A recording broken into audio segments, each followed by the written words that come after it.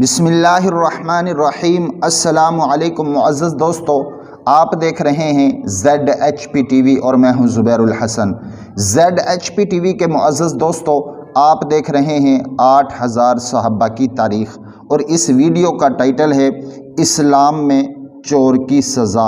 मेरे मोहतरम दोस्तों, ये तो सब हज़रात को मालूम होगा कि इस्लाम में चोर की सज़ा हाथ काटना है, लेकिन ये बात बहुत कम लोगों को मालूम होगी कि जो चीज़ चोरी की गई है, यानी कि चोरी की मिकदार कितनी होनी चाहिए। क्या छोटी सी चोरी पर भी हाथ काटा जाएगा?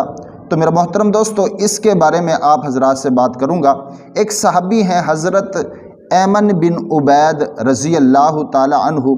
ये हज़रत उम्मे ऐमन रज़ी अल्लाह ताला अन्हा जो नबी सल्लल्लाहु अलैहि वसल्लम की खालाई यानी कि गोद लेने वाली थी, उनके ये बेटे हैं। ये फरमाते हैं कि आप सल्लल्लाहु अलैहि वसल्लम ने फरमाया कि एक ढाल से कम कीमत की चीज़ के चुराने में हाथ नहीं काटा जाएगा।